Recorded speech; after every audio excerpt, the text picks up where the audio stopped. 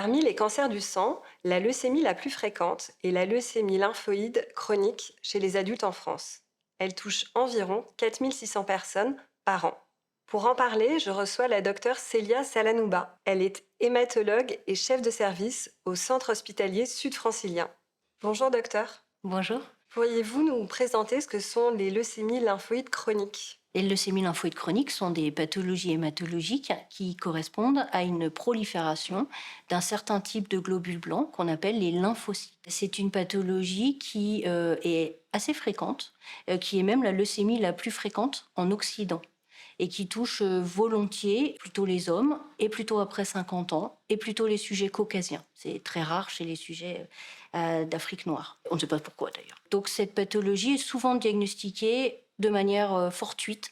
On fait une prise de sang et on trouve un excès de ces fameux lymphocytes qui ne sont pas exactement normaux et avec des petits éléments comme des petits bouts de cellules qui vont se promener en même temps que cet excès des lymphocytes. Et donc c'est une manière très simple de faire les diagnostics, mais parfois on va avoir des patients qui vont quand même être symptomatiques dès les diagnostics, qui peuvent avoir une perte de poids, des sueurs la nuit ou l'apparition de ganglions. Donc ça va nous amener à faire une prise de sang et à rechercher une augmentation de ces lymphocytes. Dès qu'on a cette suspicion diagnostique, on va faire un examen complémentaire extrêmement simple qui peut se faire dans un laboratoire de ville, toujours sur la même prise de sang, qu'on va appeler un phénotypage et qui va permettre de caractériser ces cellules.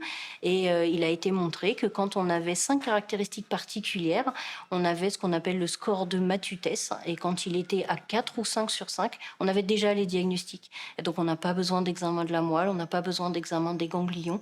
Il est certain que le diagnostic est déjà posé. Est-ce qu'il y a d'autres choses sur le diagnostic que vous voudriez partager? Les leucémies lymphoïdes chroniques peuvent être symptomatiques et il est très important donc de consulter son médecin si apparaissent des boules, notamment souvent les gens s'en rendent compte dans le cou. Ça peut ne pas faire mal, mais c'est pas pour ça qu'il faut le négliger.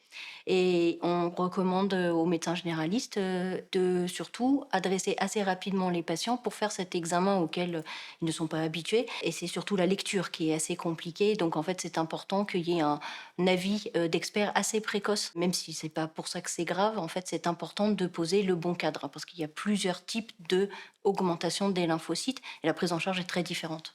La surveillance active fait partie des types de prise en charge de ces leucémies. Est-ce que vous pourriez nous expliquer comment ça fonctionne? Alors la surveillance active, je dirais qu'elle est à 2 niveaux. Les premiers niveaux, bien sûr, elle va être médicale. Une fois qu'on a fait le diagnostic et qu'on a surtout expliqué aux patients ce que c'est que la leucémie lymphoïde chronique, c'est comment former les gens aussi à l'autosurveillance, puisque une partie des gens, à peu près 50%, ne vont pas avoir besoin de traitement. Et je pense que la surveillance active, elle est surtout importante chez ces patients qui vont rentrer à la maison pendant de longues périodes, plusieurs mois d'affilée entre 2 consultations, et qui vont rentrer avec une maladie et pas de traitement. Et ça, c'est vrai que c'est assez compliqué à faire passer comme message. Et donc, effectivement, il y a une surveillance active du côté médical avec des consultations qui, au diagnostic, sont assez précoces.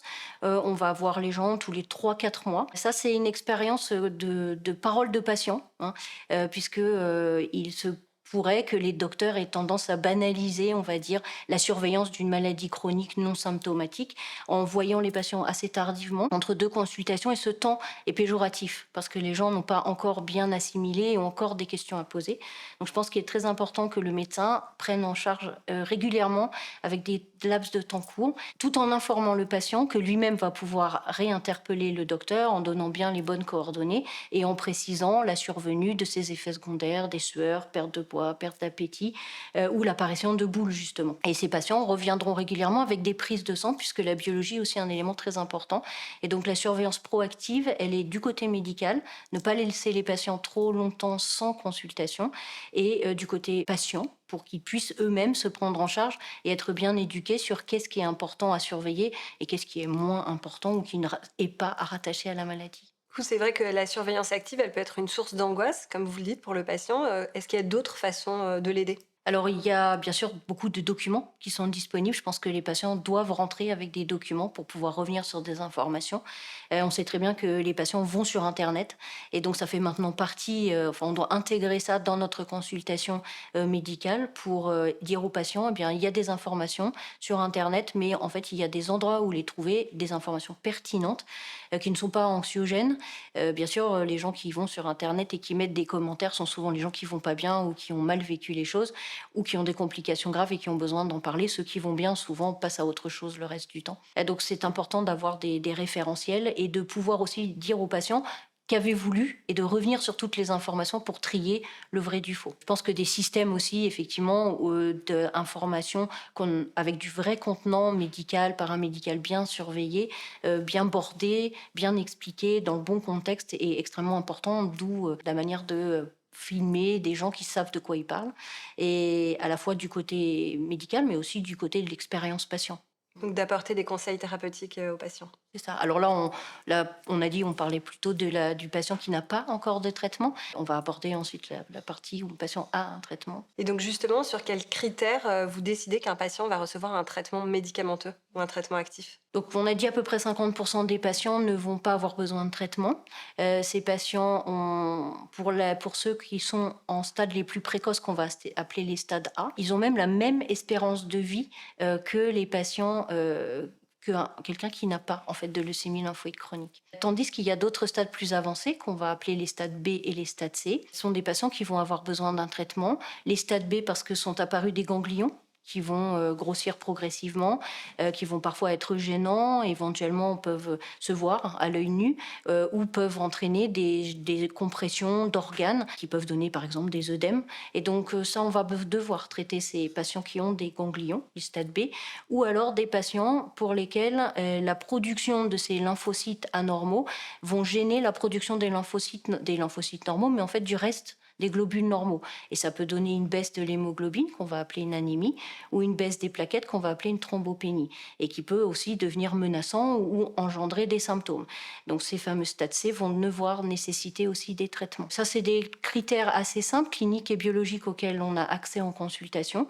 Ensuite, ces patients vont bénéficier d'examens plus spécialisés à l'hôpital, qui seront des prises de sang, pour lesquelles on va mettre en évidence des anomalies moléculaires, des anomalies génétiques, des anomalies des chromosomes, qui vont nous permettre de décider du traitement adapté. Quels sont les types de traitements du coup qui existent pour soigner ces leucémies? Donc les leucémies lymphoïdes chroniques, pour les 50% des gens qui vont en avoir besoin, vont aller de la chimiothérapie, qui est de moins en moins utilisée, à des molécules qui vont en quelque sorte chroniciser la maladie, parce que la leucémie lymphoïde chronique n'est pas une maladie curable, mais par contre c'est une maladie avec laquelle on peut vivre normalement. Ces traitements peuvent être des traitements finis, c'est-à-dire on va commencer un traitement, le faire pendant 12 à 18 mois et pouvoir arrêter le traitement, ou alors des traitements en continu qu'on va prendre tant que le patient tolère le traitement, ou si la maladie échappe au traitement, et auquel cas ça sera le moment de changer de médicament.